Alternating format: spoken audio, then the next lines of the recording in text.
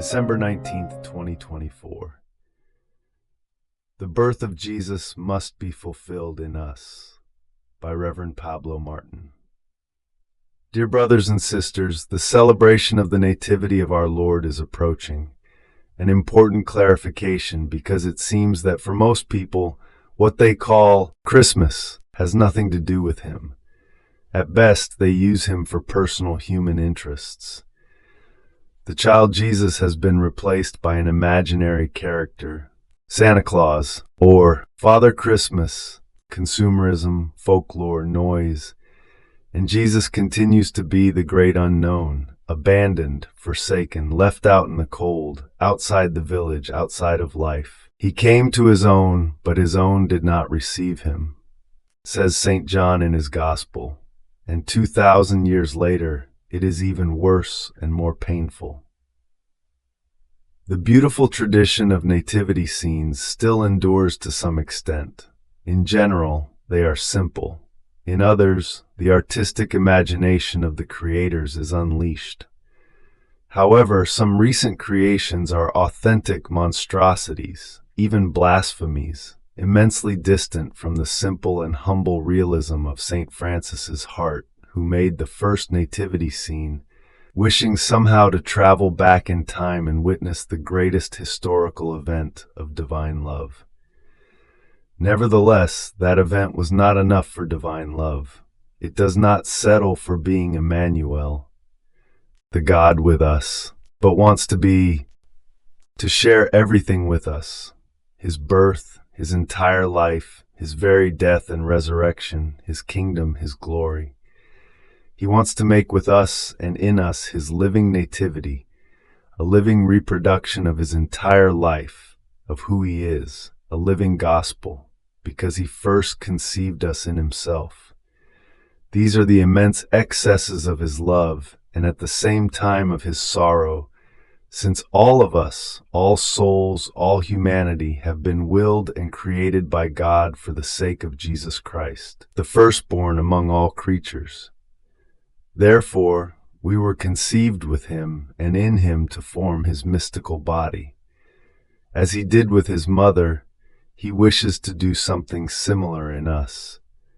The Most Holy Virgin prepared his coming within herself, without suspecting that she was to be the mother of the Messiah. She attracted him from heaven with her desire, with her love. From the first moment, her soul was immaculately conceived in the bosom of the three divine persons. Every time her spirit ascended to God, she recounts, she contemplated the Son in the heart of the Father, the image, the self-portrait of the Father, and she fell in love. Like a living mosaic, each time she took, so to speak, a fragment of the mosaic, a perfection of his, and placed it in her heart. Thus, she formed within herself the image of the Son of God, so that when the moment of the angel's annunciation arrived, and she pronounced her fiat, let it be done to me, it was as though she had completed the mosaic. Seeing his portrait, the Son of God said, "But that is me. It only remains for me to go in person to take possession of it." That is how the incarnation of the Word occurred. Therefore, his glorious coming is not improvised, just as the incarnation and his first coming as Redeemer were not improvised.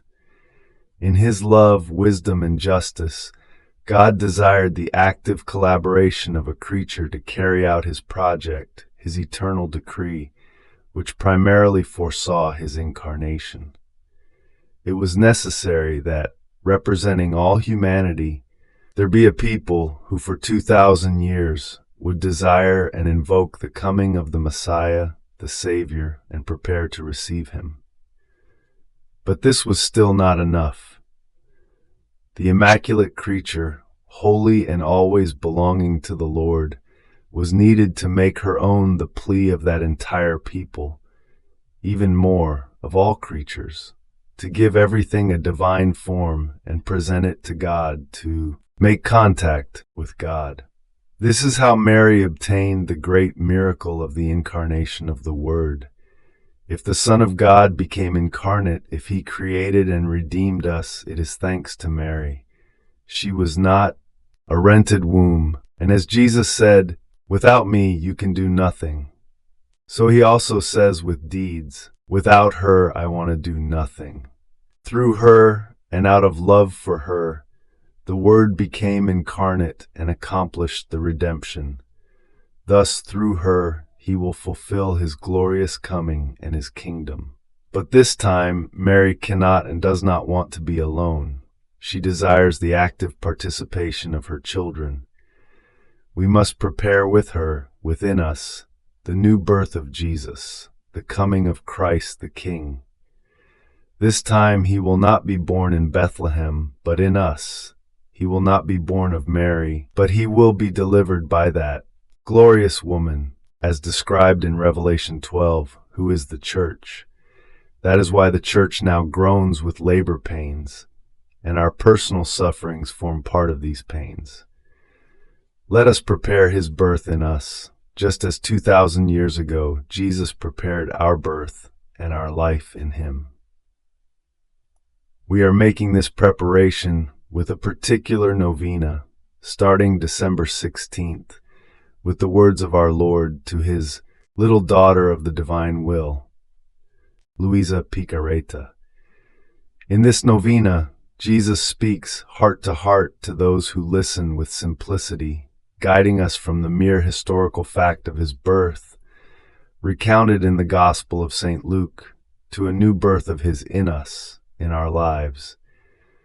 In this novena, as Luisa wrote in her first volume, the Lord transitions from narrating the 9 excesses of his love and sorrow during the 9 months he formed his humanity in his mother's womb, to asking us to prepare our hearts to welcome him so that he may give us all his love and form in us his life and his kingdom in his new coming. Jesus, having conceived all souls in himself as his own life, began suffering for each one from the moment he was conceived, enduring the pains of all. He says to Luisa in Volume 12, March 18, 1919, "Daughter of my will, come to take part in the first deaths and sufferings my little humanity endured from my divinity at the moment of my incarnation. At the moment I was conceived, I conceived within myself all past, present, and future souls as my own life. Simultaneously, I conceived the pains and deaths I would endure for each one. I had to incorporate everything into myself, souls, pains, and deaths that each would suffer, to say to the Father, 'My Father, you will no longer look at the creature, but only at me. In me, you will find everyone, and I will pay for all. Whatever pains you want, I will give them to you. Do you want me to endure a death for each one? I will endure it. I accept everything as long as I can give life to all.' For this, a divine will and power were necessary to give me so many deaths and pains, and a divine will and power were needed to make me suffer them. Since all souls and all things are an act in my will, not in an abstract or merely intentional way as some might think, but in reality I had everyone in me, identifying with me and forming my very life. In reality I died for each one and suffered the pains of all. It is true that it took a miracle of my omnipotence, the prodigy of my immense will. Without my will, my humanity would not have been able to find and embrace all souls, nor could I have died so many times. Thus, my little humanity, from the moment it was conceived, began to endure a succession of pains and deaths. All souls swam in me as in an immense sea, and were like members of my members, blood of my blood, and heart of my heart. How often my mother, taking the first place in my humanity, felt my pains and my deaths, and died with me. How sweet it was for me to find in my mother's love the echo of mine. These are profound mysteries in which the human mind, not fully understanding, seems to get lost. Therefore, come into my will and take part in the deaths and pains I endured as soon as my incarnation took place. This way, you will better understand what I am telling you. I cannot explain how, but I found myself in the womb of my mother and queen, where I saw the child Jesus so small, but although small, he contained everything. From his heart a ray of light emerged and penetrated mine. As it pierced me, I felt death, and as it left, I came back to life. Each touch of that ray caused an intense pain, making me feel as though I were dissolving and truly dying. And then, with his same touch, I would feel revived. But I do not have the words to express it, so I will stop here. And in Volume 20, January 30th, 1927, the Lord says, I came into the world to atone, to redeem, to save mankind. For this I had to take upon myself the pains of creatures as if they were mine. My divine mother, who was to be the co-redeemer, had to be no different from me. Indeed, the 5 drops of blood she gave me from her purest heart to form my little humanity came from her crucified heart. For us, pains were tasks we came to fulfill. Therefore, they were all voluntary pains, not imposed by fragile nature. My brothers and sisters, in this final period, the trials and difficulties of many have multiplied, and they are not voluntary. At least, let them be accepted from the hand of the Lord with faith and love. Let us lift up our hearts. Let us look at Jesus, the Redeemer from the first moment of his life, and with him at our Mother, whom he calls the co-Redeemer. In the light of faith, let us realize that when we suffer, it is Jesus asking us to take part in his pain and his love. St. Paul explains it to us. I rejoice in my sufferings for your sake, and in my flesh I am filling up what is lacking in Christ's afflictions for the sake of his body, which is the church. Colossians 1:24. But the sufferings of this present time are not worth comparing with the glory that is to be revealed to us. Romans 8:18. To distance us from the false, worldly Christmas, the Lord allows these tribulations, the current global situation of dangers, confusion, and fears that deprive us of our customs, even in the traditional practice of our faith. Enough with so many farces, with celebrations empty of spirituality, of mere appearances. We have reached the end of Advent, a time of preparation for Christmas, not only as an annual liturgical celebration, but as the long-awaited time when he wants to celebrate his birth in us, form his life in us, fully share it with us, and establish his kingdom in us. That cave or stable in Bethlehem where Jesus was born represented what we are. We are the cold, we are the darkness, we are the damp straw and the manure on the ground, the abandonment and the misery. In such a place, Jesus was born, and it is not as though it outwardly changed. The cobwebs on the walls did not become fine silk threads, nor did the straw turn into strands of gold, nor did the bats hanging from the ceiling turn into onyx lamps. Everything remained the same. Well, not entirely. Inside there was the King of Kings, all the angels in adoration. From there, commands were given, and from there, the order and governance of all creation flowed. There was the Most Holy Virgin Mother, without whom we would not have had Jesus. This is the image of what we are and what must happen within us. Jesus now wants his living nativity.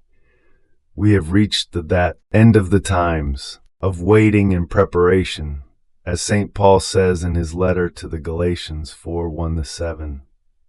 I mean that the heir, as long as he is a child, is no different from a slave, though he is the owner of everything, but he is under guardians and managers until the date set by his father. In the same way, we also, when we were children, were enslaved to the elementary principles of the world. But when the fullness of time had come, God sent forth his Son, born of woman, born under the law, to redeem those who were under the law, so that we might receive adoption as sons. And because you are sons, God has sent the Spirit of his Son into our hearts, crying, Abba, Father. So you are no longer a slave, but a son. And if a son, then an heir through God. Glory be to the Father, and to the Son, and to the Holy Spirit, as it was in the beginning, is now, and ever shall be, world without end. Amen.